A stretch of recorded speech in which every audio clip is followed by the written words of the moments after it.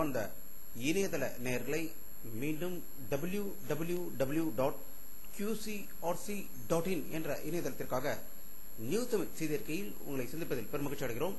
இன்று 15 செப்டம்பர் 2009க்கான முக்கிய செய்திகளை தற்போது பார்க்கலாம். பாரத பிரதமர் மன்மோகன் சிங் அவர்கள் டெல்லியில் மாநிலங்களில் உள்ள போலீஸ் உயர் அதிகாரிகளின் மாநாட்டில் பேசுகையில் உள்நாட்டு பாதுகாப்பிற்கு நக்சலைட் தீவிரவாதிகளின் மிக பெரும் அச்சுறுத்தல் இருப்பதாகவும் காஷ்மீர் எல்லைப் பகுதி வழியாக பாகிஸ்தான் தீவிரவாதிகள் நாட்டிற்குள் ஊடுருவி வருவதாகவும் அவர் செய்தி வெளியிட்டதாக டெல்லியிலிருந்து தகவல்கள் வெளிவந்து கொண்டிருக்கிறது. அண்ணா நூற்றாண்டு விழா நிறைவு நாளை ஒட்டி கோவை குண்டுவெடிப்பில் முக்கிய குற்றவாளிகளாக 10 ஆண்டுகளாக சிறையில் இருந்த 10 பேரை தமிழக அரசு விடுதலை செய்துள்ளதாக கோவையிலிருந்து தகவல்கள் வெளிவந்து கொண்டிருக்கிறது.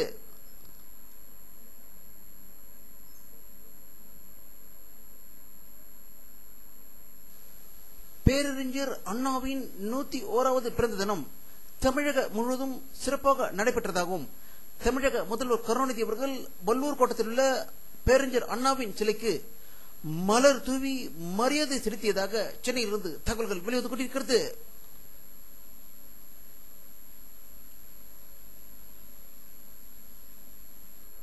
இந்திய மக்கள் தொகை கணக்கெடுப்பு 2011ஆம் ஆண்டு நடக்க உள்ளது.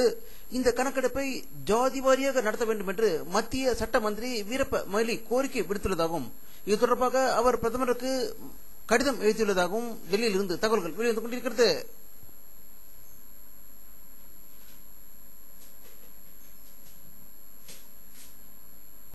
அதிமுக பொதுச்செயலாளர் செல்வி ஜெயலலிதா அவர்கள் திமுக மத்திய அமைச்சர் மு.க. அழகிரியை நாடாளுமன்றத்தில் கேள்விகளுக்கு பதில் அளிக்காமல் ஓடி ஒழிகிறார் என்று ஒரு கடும் குற்றச்சாட்டை நேற்று கூறியிருந்தார்.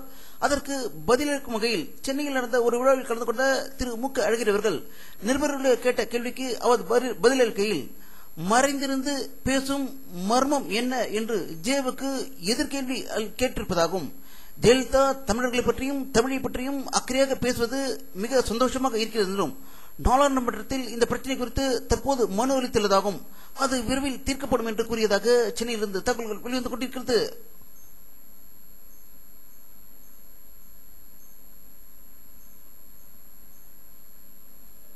பேரறிஞர் அண்ணாவின் 101வது பிறந்த நாளையொட்டி அவருடைய திருவுருவ படத்திற்கு அதிமுக பொதுச்செயலாளரும் எதிர்க்கட்சித் தலைவருமான செல்வி ஜெயலலிதா அவர்கள் மலர் தூவி மரியாதை செலுத்தியதாகவும் பிறந்தநாள் விழா மலரையும் அவர் வெளியிட்டதாக ஊட்டியிலிருந்து தகவல்கள் வெளிவந்து கொண்டிருக்கிறது.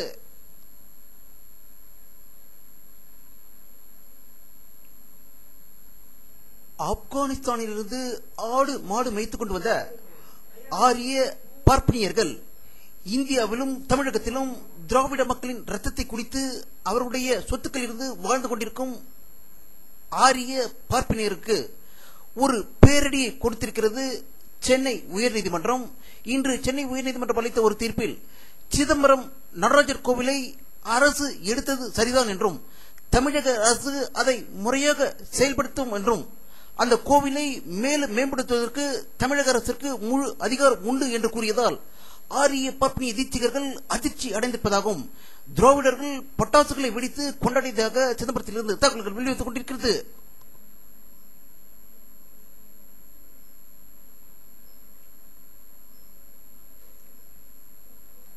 ஆஸ்திரேலிய நாட்டில் 3 இந்தியர்களை 70 ஆஸ்திரேலிய இனத்தவர்கள் உதைத்து துவைத்து எடுத்ததாக மெல்போர்னில் இருந்து ஒரு அதிர்ச்சி தகவல் வெளிவந்து கொண்டிருக்கிறது.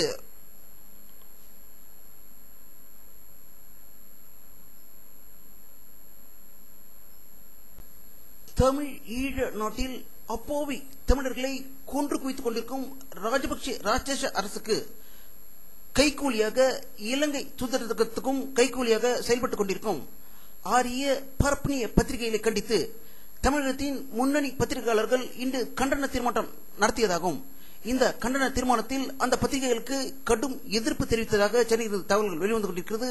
இதை பற்றி நம்முடைய அரசியல் வல்லுநர் கருத்து கேட்டபோது ஆப்கானிஸ்தானிலிருந்து ஆடு மாடு மேய்த்துக் கொண்டு வந்த ஆரிய பார்ப்பனியர்கள் தமிழர்களுடைய ரத்தத்தை கொடுத்துக் கொண்டு தமிழர்களுக்கு எதிராக செயல்பட்டுக் கொண்டிருக்கும் இவர்களை ஒரு நாள் ஓட விரட்டும் நாள் வரும் என்றும் இதற்கு உதாரணமாக நேற்று எதிர்க்கட்சி தலைவி செல்வி ஜெயலலிதா பேசிய பேச்சை இன்று ஒரு பத்திரிகை வெளியிடவே இல்லை என்றும், அந்த ஆரிய பத்திரிகை தமிழக அரசு கொடுக்கும் அண்ணா நூற்றாண்டு விருதுக்கான விளம்பரத்தை 1 லட்சம் ரூபாய் விளம்பரத்தை பெறுவதற்காகவே அந்த செய்தியை வெளியிடவில்லை என்று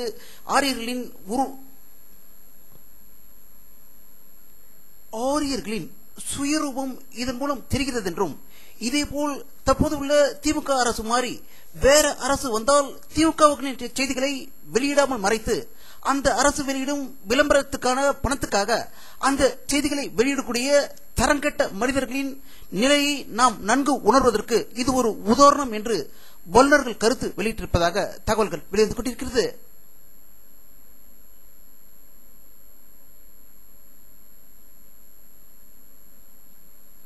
சீன ராணுவத்தினர் காஷ்மீர் எல்லையிலும் உத்தரகாண்ட் மாநிலத்திலும் தற்போது சிக்கிம் அருணாச்சல பிரதேசத்தில் இந்திய எல்லைப் பகுதிகள் நுழைந்து இந்திய ராணுவத்தின் மீது துப்பாக்கி சூடு நடத்தியதாகவும் அதில் 2 காயமடைந்ததாக செய்திகள் வந்த நிலையில் இதை இந்திய அரசு மறுத்திருப்பதாகவும், அப்படிப்பட்ட சம்பவங்கள் நடைபெறவில்லை என்று மத்திய அமைச்சர் சசிதர் செய்தி வெளியிட்டிருப்பதாக டெல்லியில் இருந்து தகவல்கள் வெளிவந்து கொண்டிருக்கிறது.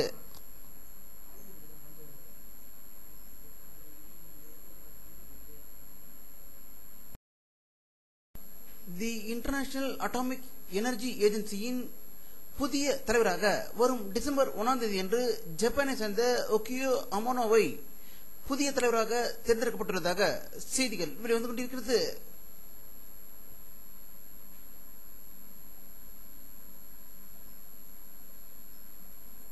அமெரிக்காவின் நியூயார்க் நகரில் நடைபெற்ற அமெரிக்க ஓபன் டென்னிஸ் போட்டியில் சுவிட்சர்லாந்து நாட்டு வீரர் ரோஜர் பெடரர் அர்ஜென்டினா வீரரை வீழ்த்தி மாபெரும் சாதனை புரிந்திருப்பதாக நியூயார்க்கில் இருந்து தகவல்கள் வெளிவந்து கொண்டிருக்கிறது.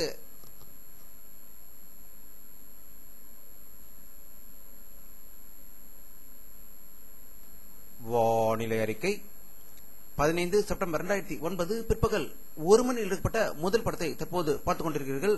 இந்த படத்தில் கேரளா, தமிழகம், கர்நாடகாவில் மேகங்கள் கலைந்து அதிகமாக இருப்பதை காணலாம்.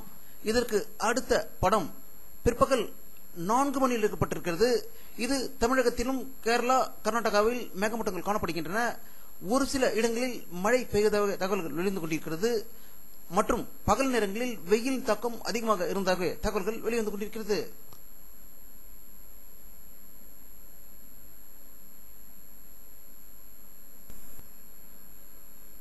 இத்துடன் இந்த செய்தி அறிக்கை நிறைவடைகிறது. மீண்டும் நியூஸ் தமிழ் செய்தி அறிக்கையில் உங்களை சந்திக்கும் வரை உங்களிடமிருந்து விடைபெறுவது உங்கள் கே பாலாஜி. நன்றி.